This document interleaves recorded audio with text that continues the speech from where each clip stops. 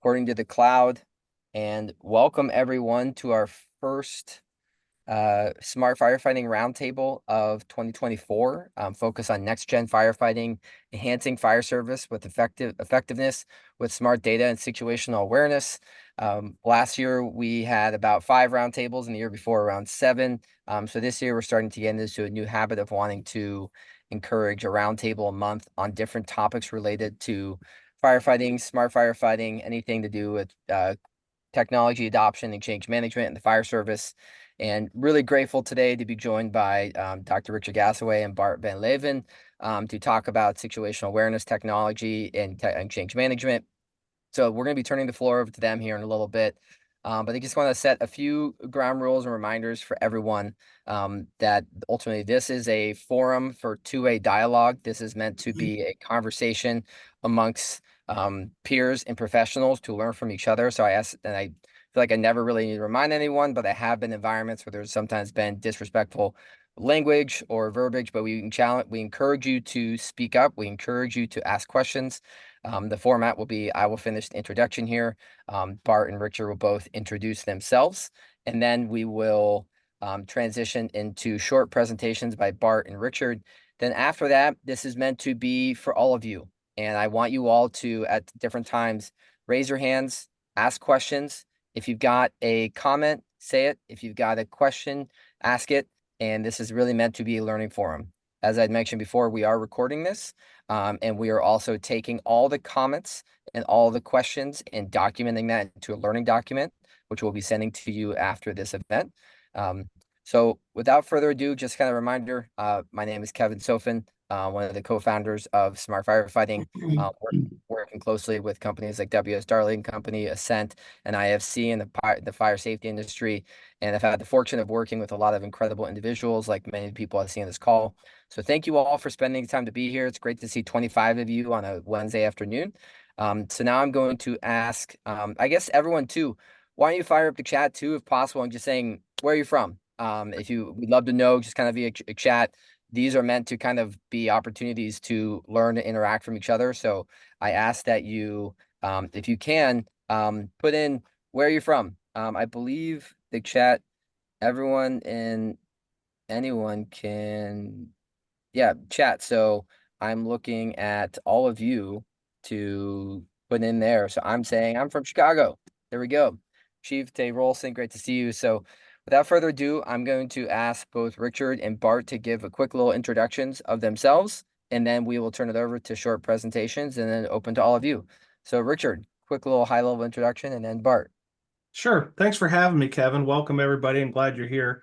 I'm Rich Gasaway. I spent 33 years serving as a first responder, including 22 years as a fire chief / incident commander. About 5 years before I left the fire service, I went back to school and I got a PhD and did my research in cognitive neuroscience, looking at situational awareness and high-risk decision-making processes used by first responders when they're in high-stress, high-consequence environments. I have authored 7 books on the topic, six individually and 1 co-authored with a police officer associate of mine for police officer situational awareness. I have a website, samatters.com, and I mention that now because I got a lot of free resources on there that folks might want to swing by and take advantage of. The blog that's there has more than 400 articles that I've written on situational awareness. They're all free to use and access. And then I have a podcast show at the SA Matters show, and it has over 400 episodes where I've interviewed people who've had near misses or line of duty death incidents and connect back the situational awareness, human factor, human error lessons of those incidents. And that's me in a nutshell. Thanks, Richard. And Bart.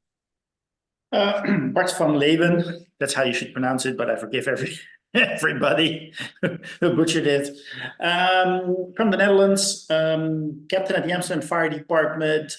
Very early on, I started to get interested in data in the fire service. So somewhere in 2007, 2008, I started using open data sets.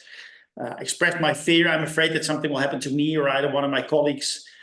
And when we do an investigation, we'll find out that all the information that was needed to prevent this accident from happening was actually known within our own organizations or the organizations we work together with. And that set me on a journey to look at how we can better integrate data within the fire service. Then a fire chief from Belgium pointed me to Dr. Gasaway and said, hey, you actually talk about improving situational awareness with information. So I got to know Dr. Gasaway. We had a near miss at the Amsterdam Fire Department in 2015. And Dr. Gasaway came to Amsterdam. And by the time we wanted to sort of continue that program, this little virus thing hit the world.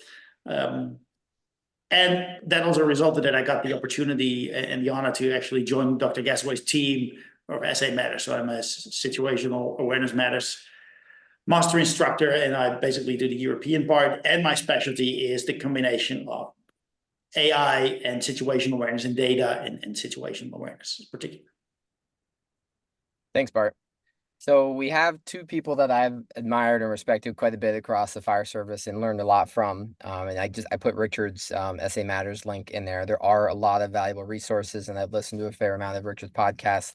And I'll put their LinkedIn there too. But the point of this conversation is to be a two-way dialogue, learning as much as possible about this specific topic. We'll have other topics in the future, but today it's all about situational awareness. It's about technologies. It's about different ways that we can leverage technologies to get better.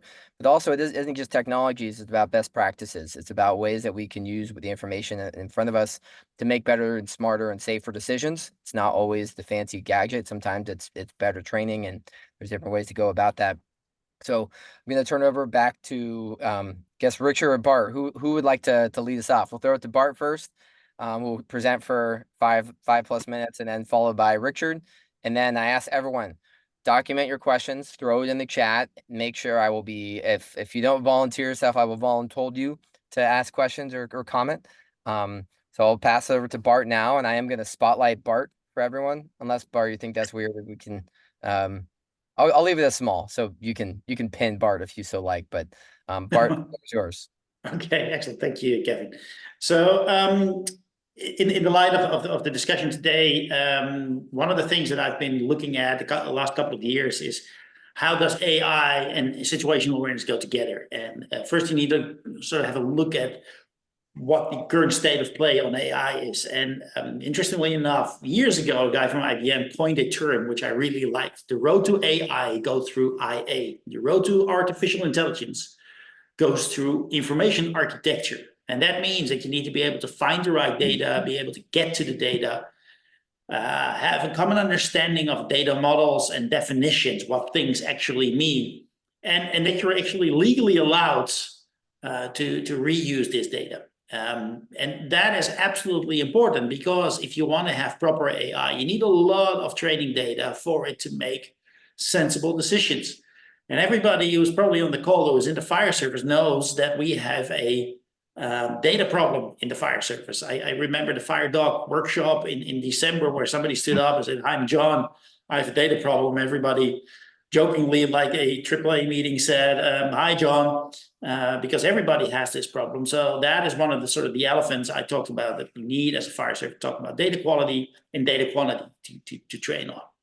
Then the second thing is that we need to realize that we as a fire service, either in the US or anywhere in the world, we are dealing with outliers. We are the ones that need to respond to the outliers. And AI is really good in having sort of a good definition of what's the common ground, but not so much in the outliers. So even if you have intelligent system, if you have enough data, the problem is that the incidents we go to are the outliers. And if you look around the world, you see that the incidents get less frequent, but the incidents we go to are getting more complex, all in line with the energy transition and electrical vehicles and PV panels on houses and whatnot.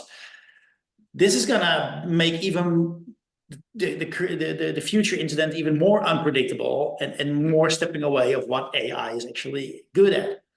Then, if you would be able to have AI to advise you, then you run into the problem that your way of decision making, and Dr. Gasaway is going to talk about that a bit more in the next discussion, it's highly personal. So the way I make my decisions is based on my personal context, what I've been trained on, what I have experienced in my career.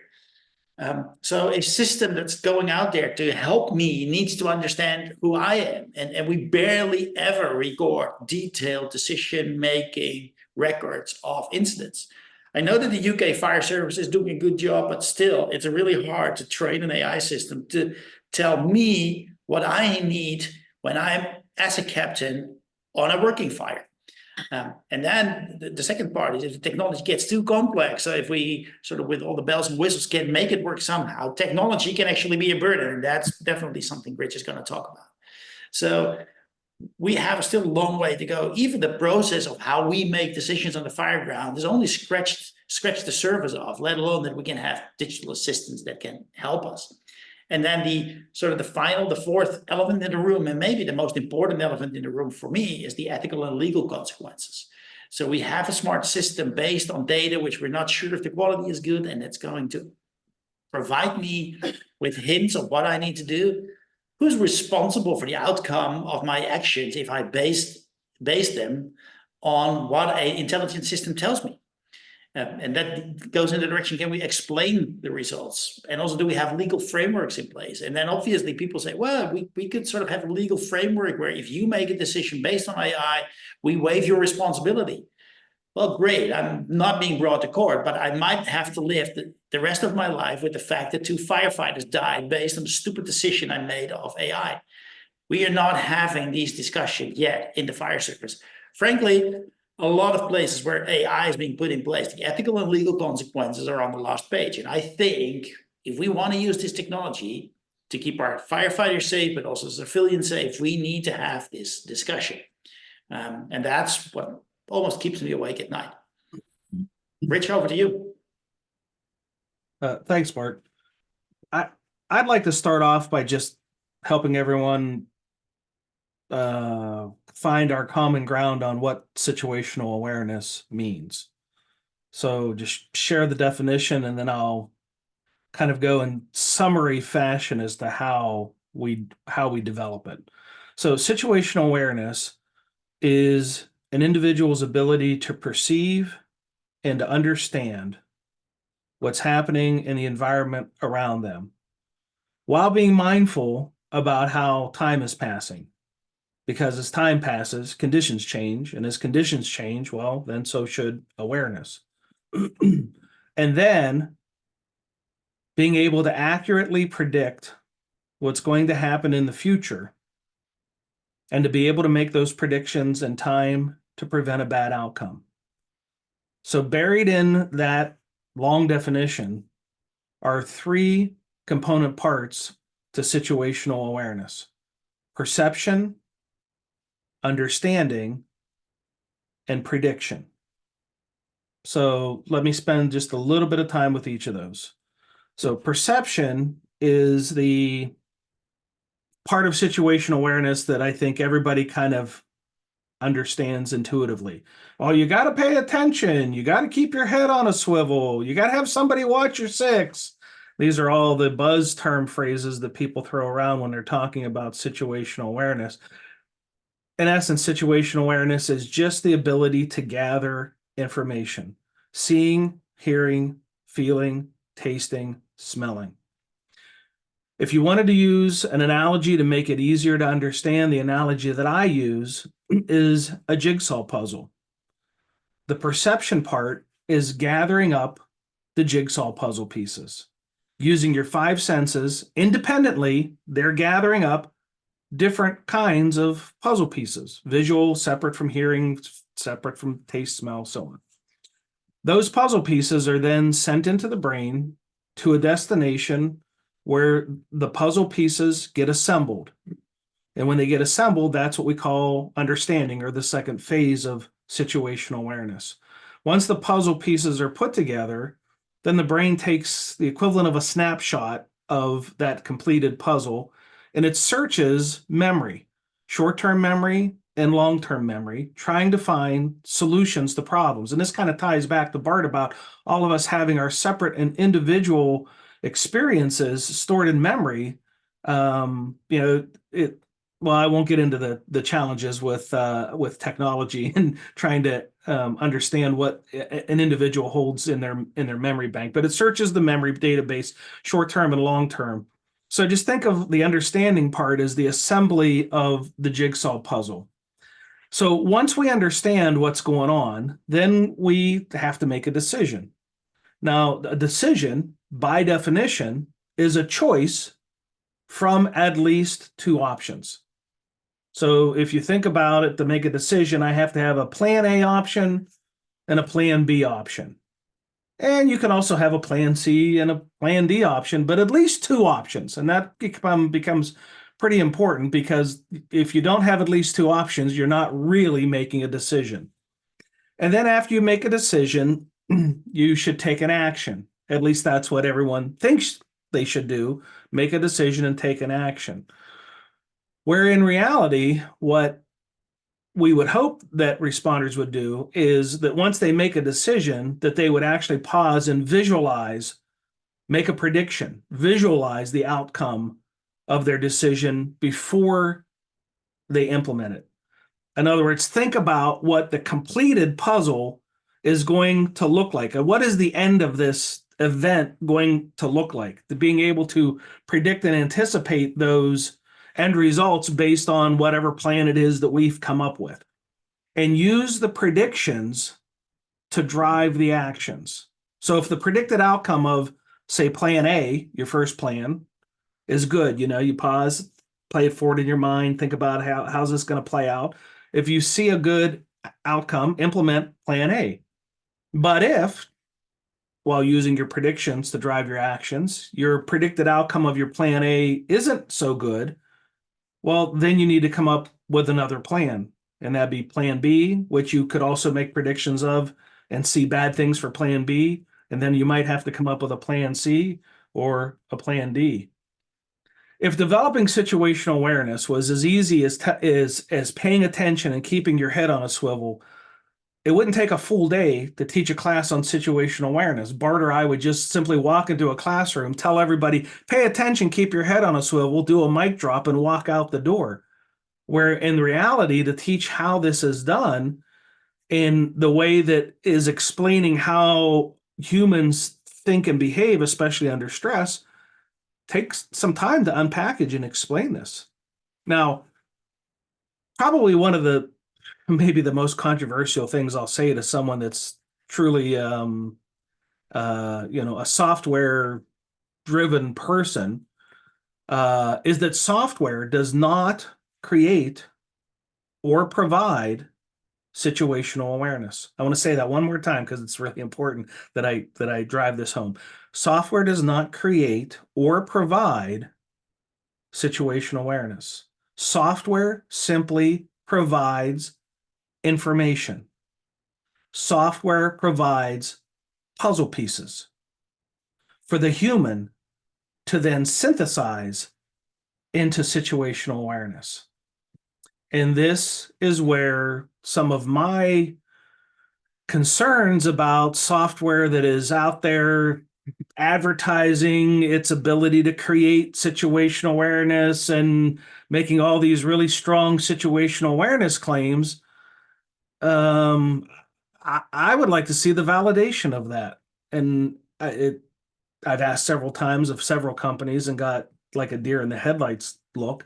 But when you think about how situational awareness or how humans interact with software design considerations, I've made just a small list, and I'm going to glance off the screen for just a moment because I want to make sure I cover everything on this list. And I don't have time to go into the detail of the list, but if in the questions or conversation we want to discuss anything on this list, I'll be glad to discuss it in detail. But when you think about software design considerations as it connects to how we develop situational awareness, you have to have a concern for the quantity of information, quality of information, timing of information access, timeliness of the information, ease of access, readability, complexity, visual representation, intuitive interface, commands, prompts, colors, fonts, text, sounds, audible alerts, flashing content, visual alerts, accuracy of information, trust and distrust, user skill and confidence with software,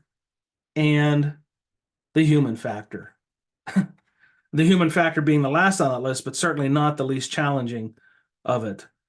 When you talk about interfacing humans with software, you have to consider humans under stress, humans with short-term memory overload issues, humans who can have auditory exclusion, humans who can confabulate, humans who can have comprehension limitations, information complexity overload, humans that satisfice, humans that are easy to have cognitive saturation, mental fatigue, automation / human knowledge conflicts.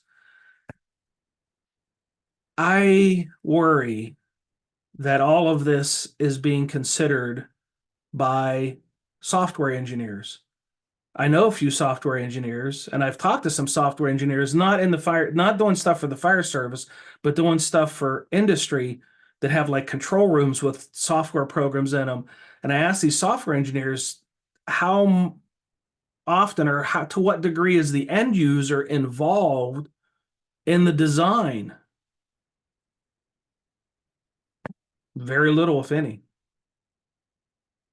So it's easy, I think, for a software person to a software person designing software for us, for end users, is not under the same stress as the end user. They may be feeling stress, but it's a whole different kind of stress than the end user is feeling. And then I think what a software design person can do is make something seem very easy and very intuitive to use, and it is for them, but not necessarily for the end user. And I think that can lead to some end user confusion, frustration, distrust, some of those things on the list. And I'll pause there because I'm sure we're going to get into some of this in the conversation.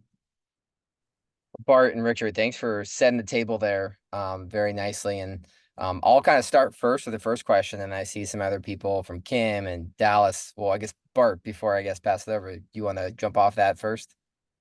Yeah, I think one of the things which Rich is not touching upon, and that falls in my legal category, is that one of the things that I started to worry about as well, with the amount of information that is available to first responders on their tablet, aren't we running into issues where people are going to be held accountable because at the scene of the incident, they had access to all this information, but they were not cognitively capable of it, of dealing with it.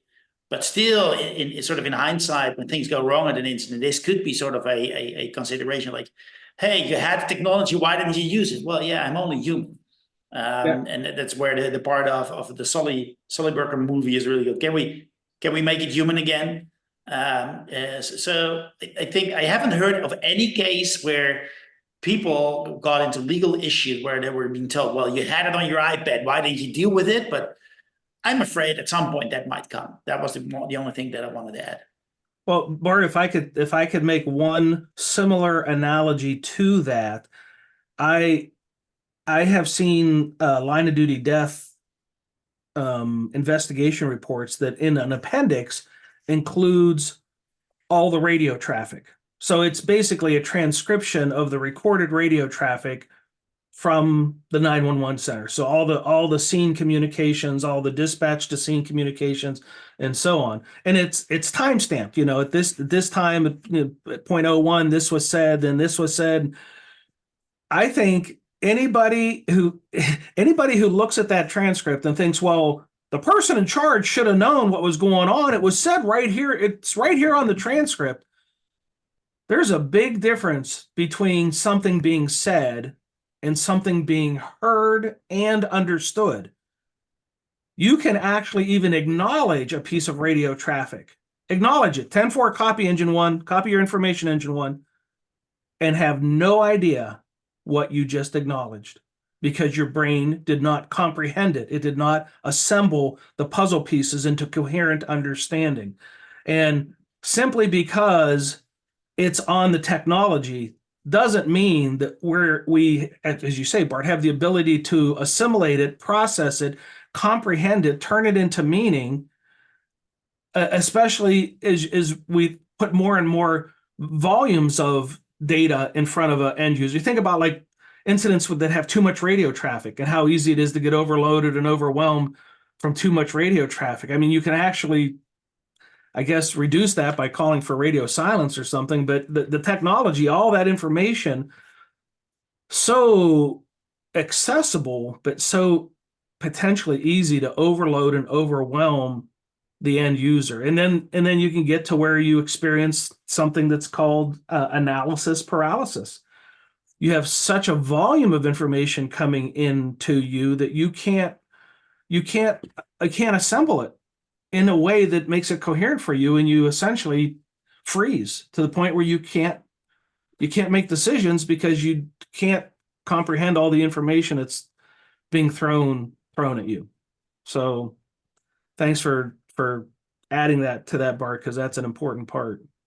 And Chief Z, I see you came off. I just want to add one comment that I know Bart and you and Lindsay recommended the book by Dr. Sabrina Cohen, He of the Moment. And she speaks a lot about this jigsaw of where once you get to a scene, it's not just one software all of a sudden just gives you situational awareness. You need to start assembling it. And in that heat of the moment, you have all these noises and the sounds. And for all the first responders or those who have been on scene on this call, know that phrase of everyone's got a plan until you get punched in the mouth. When you're in that high stress and moment, and if you've got a mayday type situation in front of your hands, your cognitive aperture kind of really focuses, and you get very narrow, and it's easy to miss something, or it's hard to maybe fully understand everything that's coming at you. So I think that's really important to understand for entrepreneurs that are trying to design for this, and really making sure that you are tailoring your technology for making sure it's purpose built.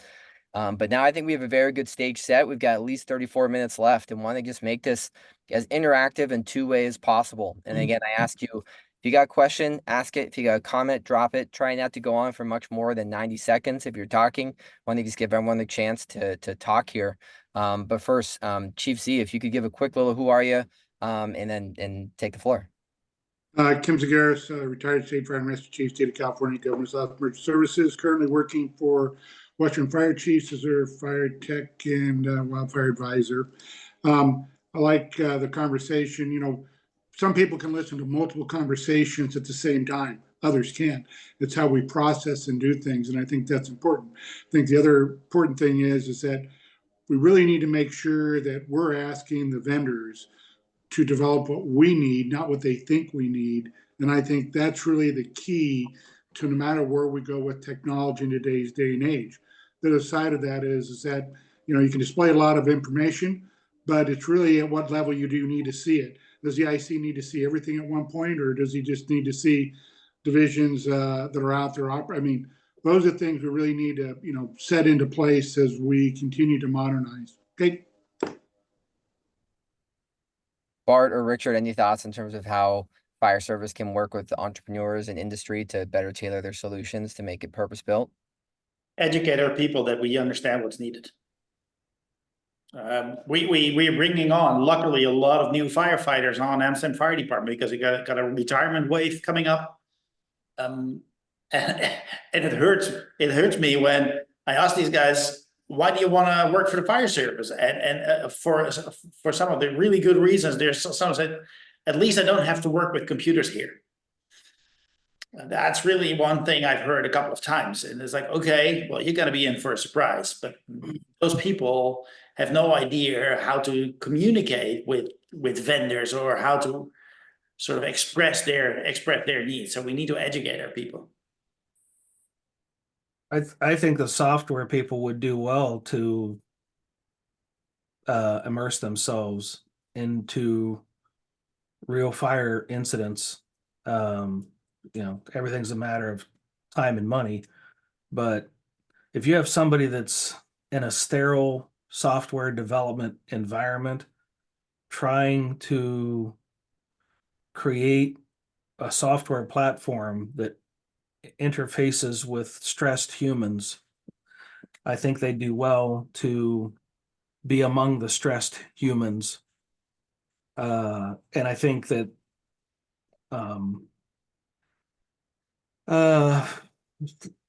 people who firefighters would and be involved in developing the software would also be good. And I also think that software engineers interfacing with people who have an understanding of neuroscience, how brains work, would do the software folks a lot of bring a lot of value to them to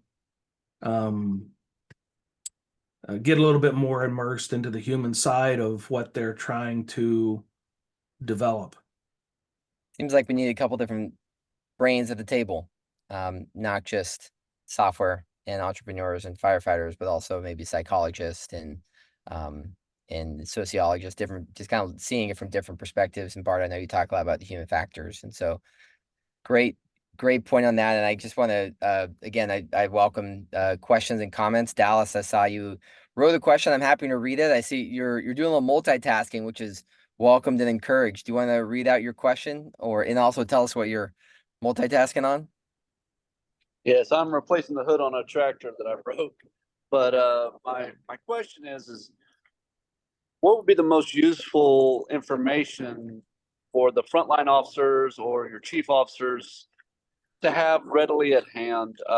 There's this huge amount of information that we could gather, and how do we get all that programmed in and keep that all up to date and keep everyone trained on it to a point where it remains to be useful? Can I pick that, Kevin? I think that's the $64 million question. But I think one of the reflexes you see on a lot of this software is that people want to show something. When in 2012, when I keynoted the tech conference, guy asked me, he's like, what is your ideal user interface? And 12 years down the road, it has not changed. It's a big screen in the fire truck with maximum 5 lines of text in a big enough font that even the at nighttime visually disabled firefighters among us can still read it instead of tiny fonts, with 5 lines which actually tell me things I need to think about in relation to the specific incident I go to, something that's digested from the information. But more importantly, the screen should stay blank as well now and then, because we're still professionals. I don't care if you're a on-call firefighter, if you're a career or volunteer, or however you call it, you're trained to be a professional. So if you have no information, you can still work the incident. But that means that if there's no information, you do what you need to do. But when the screen suddenly pops up 2 or 3 lines, it will trigger you. It's like, hey, the system is telling me something I need to think about.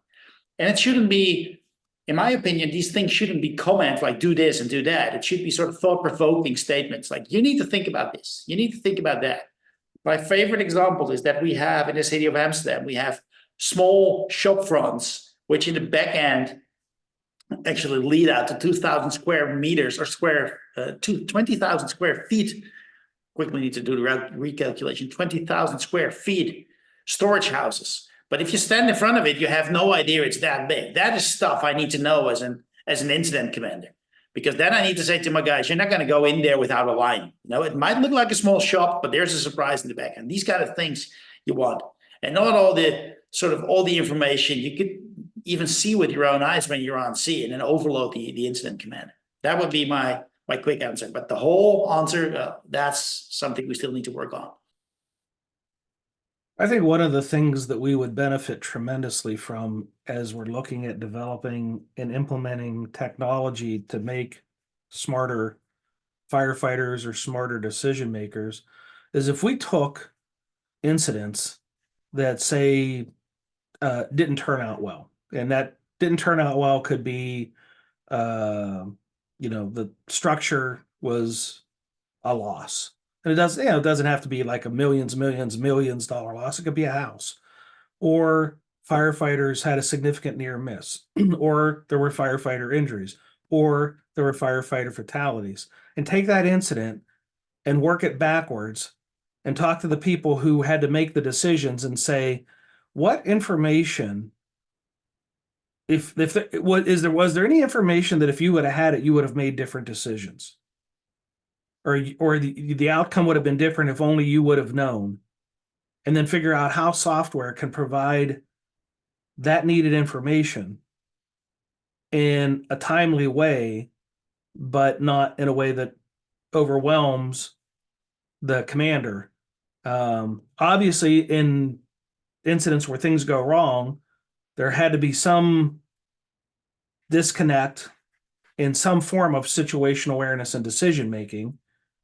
I mean, there are things that you can have great situation awareness and still have a bad outcome. I don't want to say that SA is the end all and be all answer to everything, but looking at the fatality reports and the significant near miss events that are documented, there always seems to be a really strong connection to a loss of some form of awareness, which then impacted some form of decision making. So if we could figure out how this is disconnecting and see if there's a way for technology to mend that hole so that they have access to timely and accurate information, would it have, and then figure out how that could have potentially, or how it can in the future potentially change an outcome to keep us from making the same mistakes over and over again.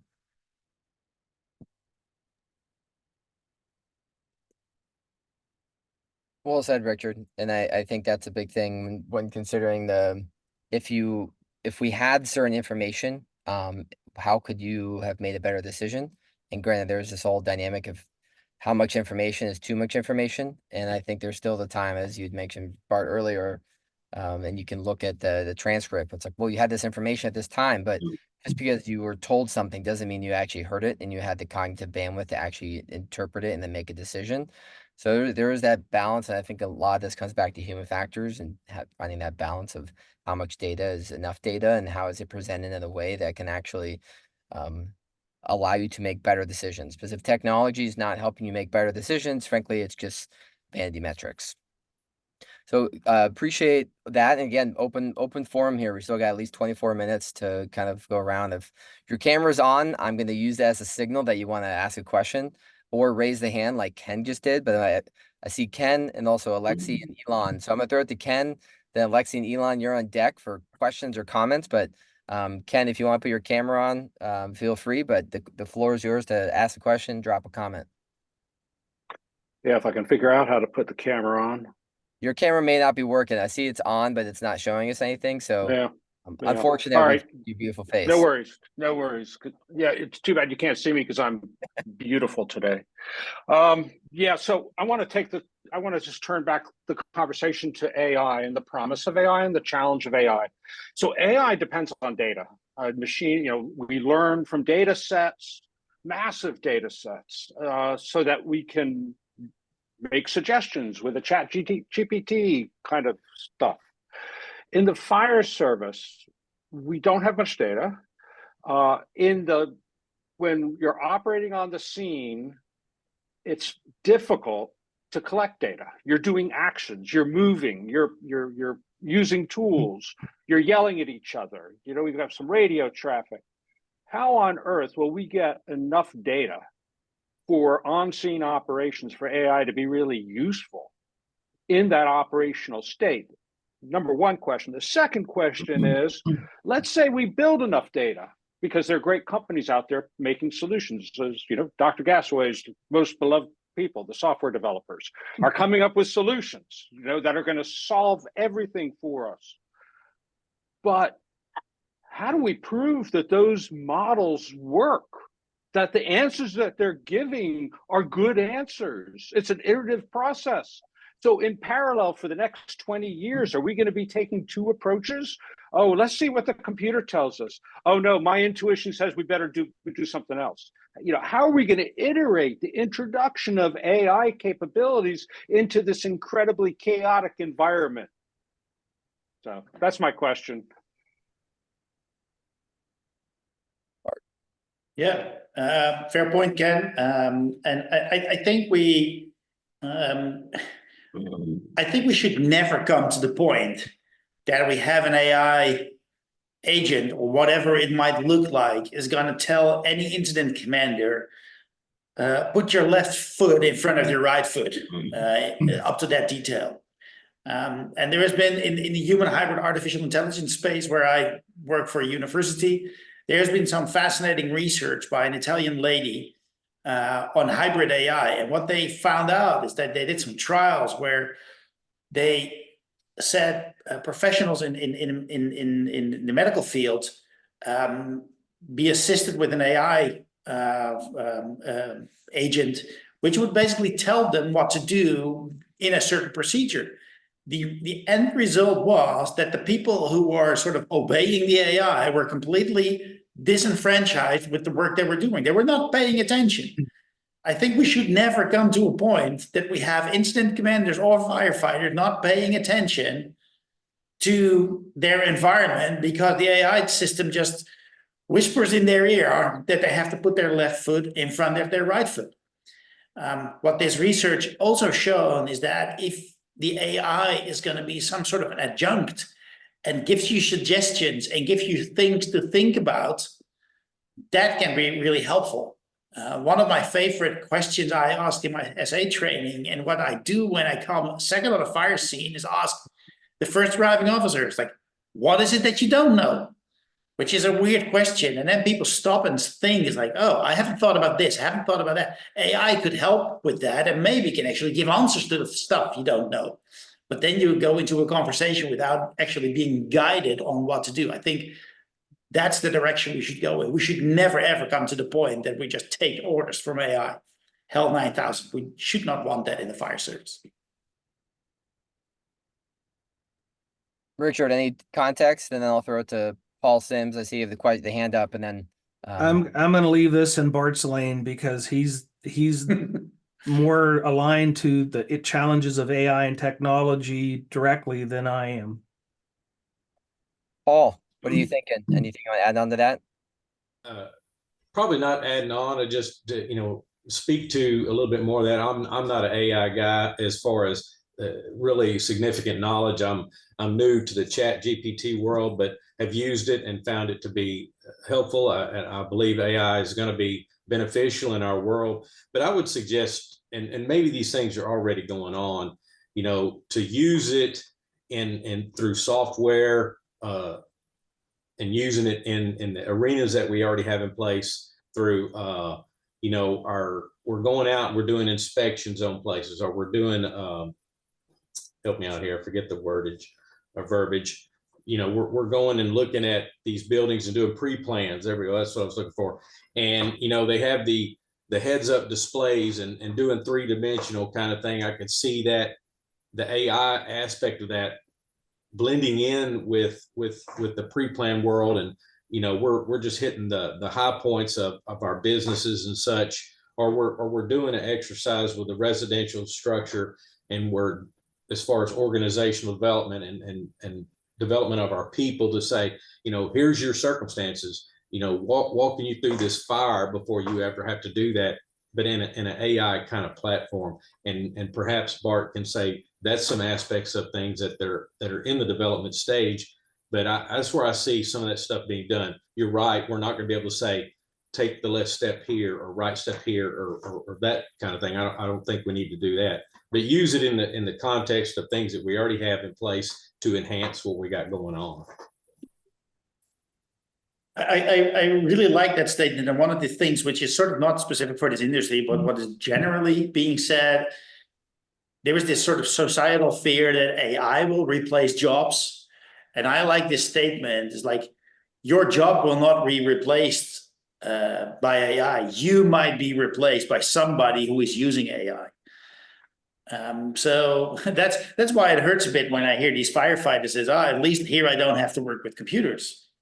The thing is, you will need to work with AI. And I think your statement is really on point, especially in this non-stressful situations where you do pre-planning and these kind of things. I think AI definitely has a role there, but in instance, I think we should be very careful, but absolutely use it, but be very skeptical towards the output. ChatGPT is really good at hallucinating as well now and then.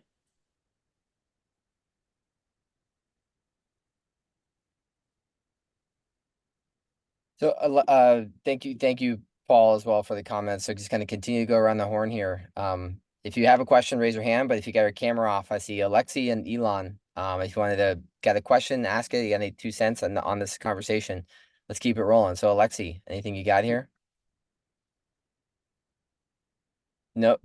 Well, I see Elon, you got your hand up for your actual hand up. So if you want to go Elon first, please.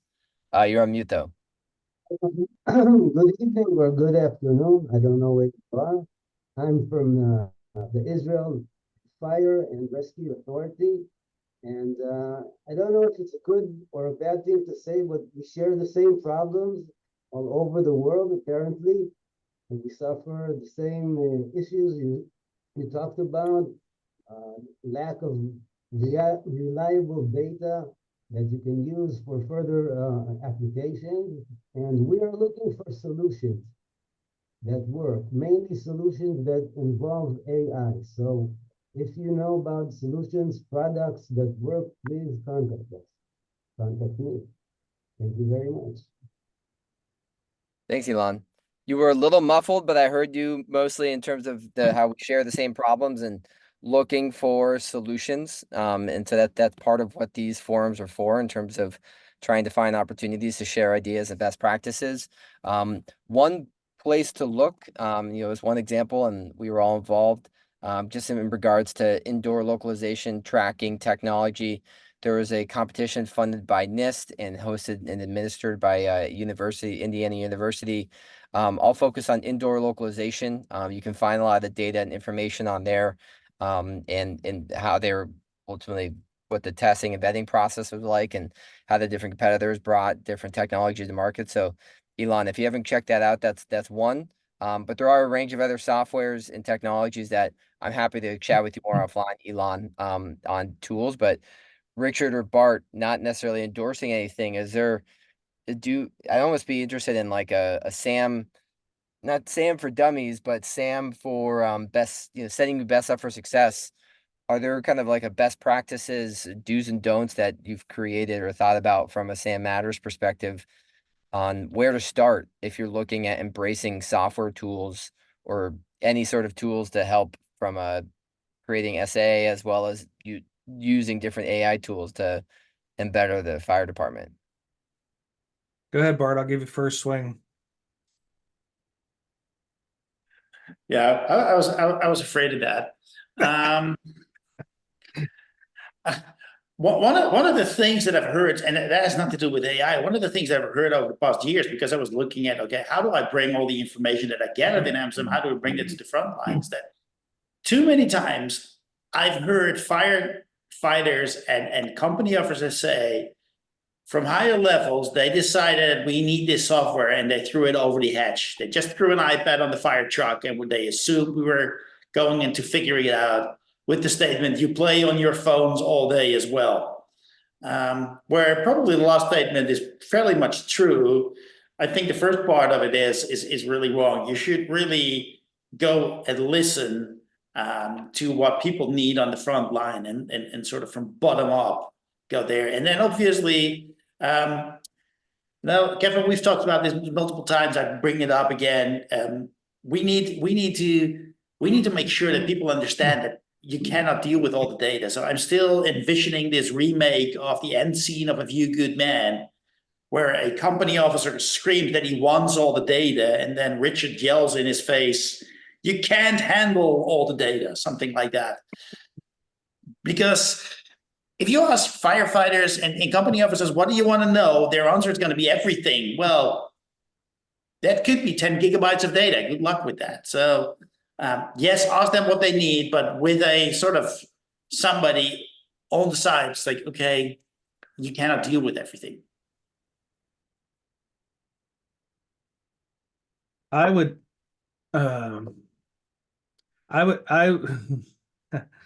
encourage anybody that's getting courted by a software vendor, or if you're at a conference and you don't have to look very hard to see somebody that's going to throw the term situational awareness on their marquee, because it's using it to make a claim that I am skeptical about.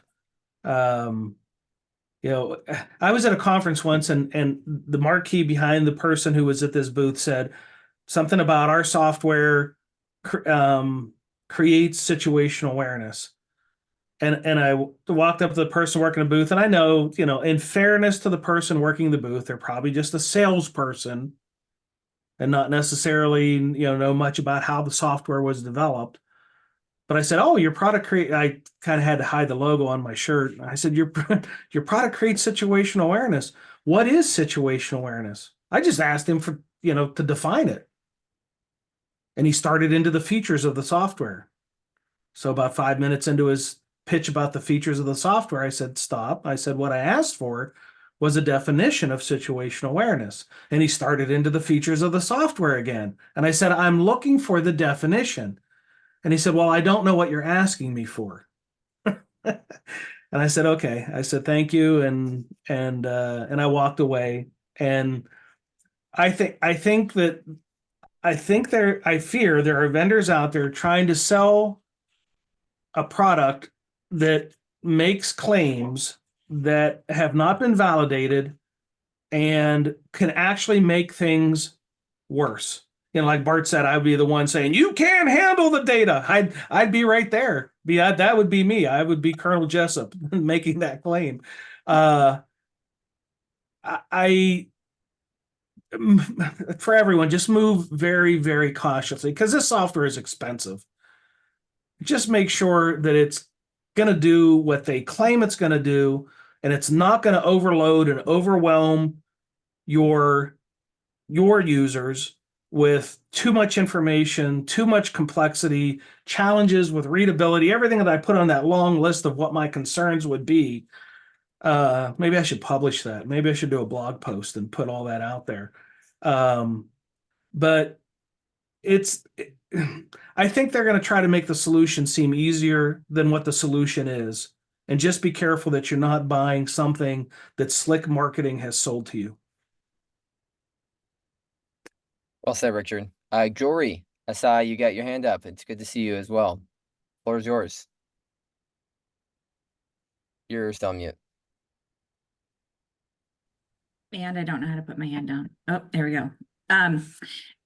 So I agree with absolutely everything that both Bart and Richard have said, especially on scene. Like I've seen some of the softwares that are out there for on scene, and they seem like they would almost overwhelm an incident commander with the amount of information that they would give them, and almost complicate the decisions that they have to make. As far as software for on the way to, like some of the dispatching softwares, I do know that there are a number of dispatching softwares, and I think it was Ken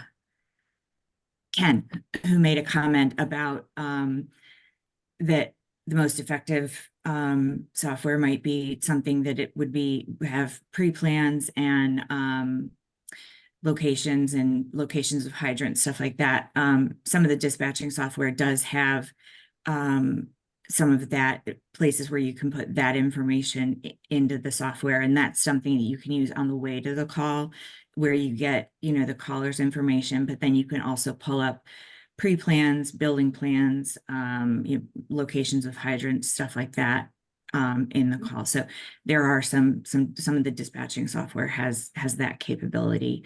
So you can pull that up while you're on the way to the call, and then you have that, and maybe not necessarily complicating the incident commander's job on site, but looking at that while you're on the way to the call. I was just gonna make that comment, but that's all. Thanks. Thanks, Jory. Richard or Bart, anything you want to add on to that? I'm good. Thanks, Jory. Next. All right. So again, we've got 6 minutes left before we're going to cut this off. But Ken, you're back after Jory. Yeah, just a comment. When maybe it's just the software package that we use from a company that I will not identify, but yeah, there's all kinds of information on the mobile data terminal in front of me as I'm going down the road, but it's too much information. It's line after line after line of garbage. I've got maybe 1 minute, 4 minutes if I'm in the first due area to try to get the most important stuff out of there. come on, is there, I think some innovation is possible to highlight the best stuff, the things that would really benefit me to know immediately. And like Bart was saying, preferably on a 27-inch monitor with font size about, 2 feet high. I would appreciate that. Thank you. Well, let me add to that. And I'm not a software person, so and what I'm about to say might be technology that's already out there. So you might be like, "Oh, Rich, you're a little late coming to the game." But building on what Ken was saying, if I could create an interface that would be the most end user friendly for somebody in the situation that Ken just described to me, it would be that I could verbally say, I'll just get corny, Siri, tell me this. And that's it. That gives me that. And then as I'm driving along and the next thing comes into my mind that I need to know, I don't want to glance off especially if I'm on the scene, I don't want to go heads down on technology. I would want to, the slowest way to comprehend is reading. The fastest way to comprehend is visual. The second fastest way is oral. Like visual, like seeing things, not reading. Reading is slow because you got to read it, turn it into visual puzzle pieces, assemble the puzzle pieces, form them into meaning. I would like it software that I could literally talk to and it would give me quick and accurate responses. Hey, fire Siri, whatever. I need the closest hydrant. The closest hydrant is at da-da-da. It pumps this amount, it's tested to this amount of water, or it's untested or whatever. That's all I need to know. That's it. Okay. Siri, shut up. I'll give you my next question when I have it. I think creating an interface where this massive volume of data could be made equivalently at my fingertips by verbal commands, not typed commands, but verbal commands. And it could give me short, sweet, on point, accurate responses is the most valuable. Bart. Yeah, I had to chuckle because the first thing that I thought about when Rich was said this is this famous video of the two Scottish guys in a voice-operated elevator. I will put the link in the chat where they were not able to actually operate the elevator because their accent was not understood. So I can totally see that happening in a fire scene. Sorry, Rich. That's funny. The other thing to Ken's point is when I worked for the Amsterdam, started working with data in the Amsterdam Fire Service, I created a screen on the fire station which just shows the location of the fire station, the first couple of lines from dispatch, the address, and a map of where the fire station is and where the incident is, so that the drivers can sort of visually say, oh, we need to take that route, and the firefighters have enough information. And I deployed that to some other fire departments. Some guy from IT said, oh, that's great. We can put this and this and this and this and this information on that screen. And one of the firefighters standing with us there says, no, son. This is everything I can absorb in the 15 seconds I pull up my hose before I get on the fire truck. And I thought that was exactly that. It's not fancy. It doesn't show a whole lot of things, but what it does, it shows it on the right point in time at the fire station just before you go out. So I think these are the things you really need to look at. And that was probably what Ken was reflecting to. And I think that's where the software people get disconnected from the end user, because a software person can make just about anything happen with programming. Anything. Oh, well, if you think 5 pieces of information is good, I'll give you 25 pieces of information. Good for that person to be there and say, no. See, that's a prime example of how software people think and how end users think, and how you get this quick disconnect between software designers and end user needs. There's a chasm there. Sadly, there is. Paul, what do you got? I'll throw it to you. Yeah, I'd just like to remind people, and I probably everybody here has thought about it, but we need to make sure that we're maintaining our awareness, situational awareness about the things that we have in front of us already. And with the age of groups that we have in and around the fire service, you know, a lot of people want the technology, they want the advancement of things, and that's good. That's well and good, because I'm all in favor of that. But we also got to be reminded sometimes is stick to the fundamentals, stick to the basics. Let's learn and keep those things at the forefront of especially young firefighters' minds, and let them exercise those things too. And as over time, we can integrate these softwares and programs and that sort of thing. I just put the Scottish elevator clip in there as well for everyone to enjoy. I need to watch that myself. So we are at the top of the hour, but I want to open it up to, does anybody else have any comments, questions? I want Richard and Bart to both kind of finish us off here with 30 seconds each or so, but we can go a couple minutes past here. Anyone else want to ask something, throw something out there? We can always answer it more later, but this is a kind of open-ended question here. Anyone that hasn't said anything yet that wants to say something now?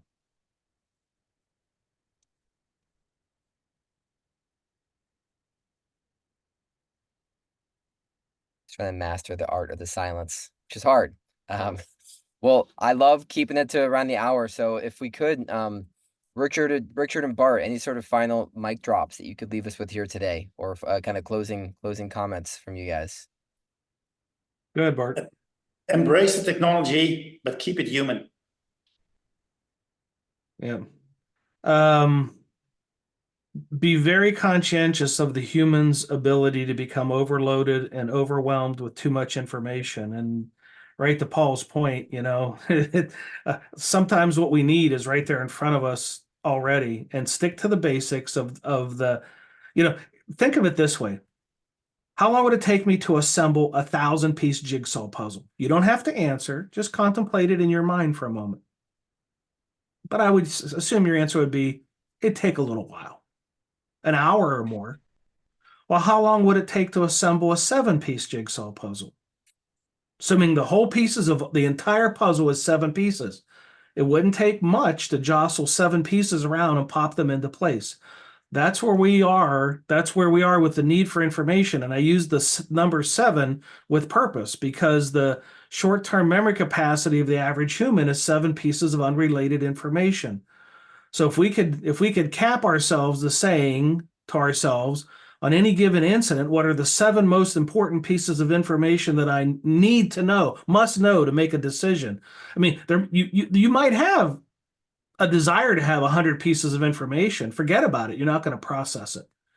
What are the 7 most critical pieces of information, the puzzle pieces needed to be assembled quickly, to give for me to understanding, to allow me to make a prediction, to drive a decision? And don't let software designers convince you that more information is better. Volumes of information are not the friend of a high-risk, stressed decision maker. Volumes of information are the enemy. I'll leave it there. Thanks, Richard. And thank you, Bart, as well, for spending the time, and everyone else that's listening live as well as the recording. Appreciate you taking the time. Let me know what you liked, what else you're interested in hearing about later in the year. We're looking to be doing these at least once a month, sometimes 2 times a month, just to continue to share best practices and have forums like this. So to all of you on the call right now, I thank you for joining. Again, Richard and Bart, really grateful for your time and contributions here today. We need to continue to keep bouncing the ball. And again, please reach out to me on LinkedIn, email, and I look forward to staying in touch with all of you. Thank you. Have a great Thanks, rest of your guys. day. Great job. Thanks for having me again, Kevin. Thank you. Thank you. Thanks.